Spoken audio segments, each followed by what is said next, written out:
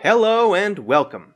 In this video, you will learn everything you need to know to play Mr. Game, the chaotic party game where the goal is always changing and you get to make up the rules. To start, everybody gets a piece and a matching color card so they don't forget who they are. Place all the pieces on the number 1 at the top left corner of the board. Place a goal marker on the number 4 at the bottom right corner of the board. Currently 4 is the goal, but that could change throughout the game. Shuffle the deck of cards and the deck of tiles. Leave both face down. We'll come back to those later.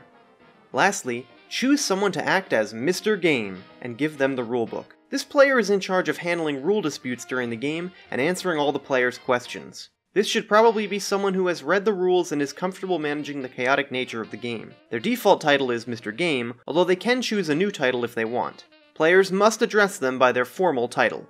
We'll look more at what Mr. Game does at the end of the video. When it's your turn, roll both dice. The dice are 4-sided, so the value of the roll is whatever is on top of the pyramid. Choose one of the options and move that many spaces. If you land on the goal, you win!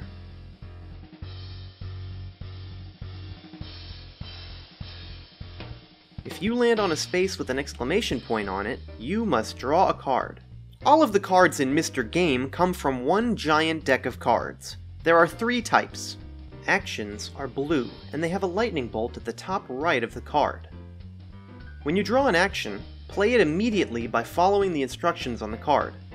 Then, discard it. This action says, Goal Switch! Roll both dice. Choose one of the numbers you rolled to be the new goal. Move the goal markers to spaces with that number. If you got this card, you would roll the dice, and I got a 2 and a 3. So I have to change the goal from 4 to either 2 or 3. I'll change the goal to 3 at the bottom left corner of the board. Then I must discard the action. Power-ups are green, and they have an arrow pointing upward on them. When you draw a power-up, play it immediately by placing it face up in front of you and announcing to the group what you got. Power-ups modify your abilities. They are not discarded. This power-up says, Sleight of Hand. Draw 2 cards instead of 1 whenever you draw.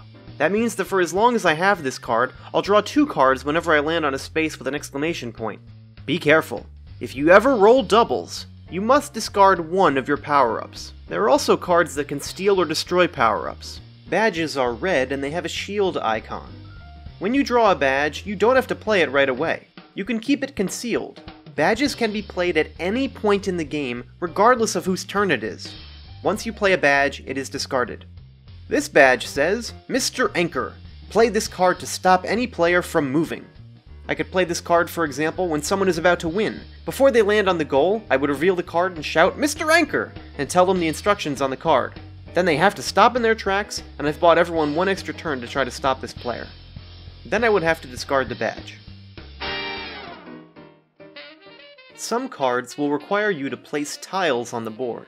Tiles are movable spaces that can be placed anywhere and override the effect of what is beneath them. Use tiles to change spaces, build bridges, create gateways to other tiles, or even remove sections of the board.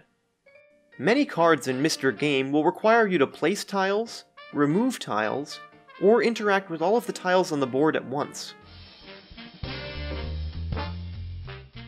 Finally, let's discuss the all-important role of Mr. Game. For all of the game's complexity, Mr. Game has a very Spartan rulebook. The goal of the game is for people to be able to learn how to play it without spending 2 hours reading all of the rules. However, that means there are bound to be many rules left unwritten. This is where Mr. Game comes in. If there is ever a moment during the course of the game where the rulebook doesn't clearly state how something works, Mr. Game must make a decision about what happens. This rule, once in place, can never be altered or revoked for the remainder of the game. For example, the tile card says, draw a tile and place it anywhere on the board, or move a tile. Now, most players will probably place tiles directly over spaces, right underneath players, or on top of existing tiles. So far, so good. But what if a player tries to do this? The rule on the card says anywhere on the board, and that counts as anywhere. And the rulebook doesn't specify exactly how tiles are placed. So what happens? This is a Mr. Game decision. Mr. Game must describe to the rest of the players in the game whether or not this action will be allowed. If it is allowed, they must describe how it will work. Do players get to skip a space, as if two spaces have been merged into one? Or do players need to travel an additional space, as if a third space has been wedged in between two existing spaces? Or maybe Mr. Game will decide that tiles have to be placed in a rigid grid system. As long as Mr. Game doesn't contradict the rules in the rulebook, the text on the card, or their own previous rules, their decision stands and is now a fully integrated part of the game. But if Mr. Game breaks any of the core tenets of being Mr. Game, they can be removed from office and replaced with anyone else at the table. Different people will make up different rules. That's what makes Mr. Game a totally different experience every time. You might not always agree with what Mr. Game decides, but don't forget, as a normal player you have more power to influence their decisions than you might realize. Thank you for watching this how-to video. And if you have any more questions about how the game works, well, just ask Mr. Game.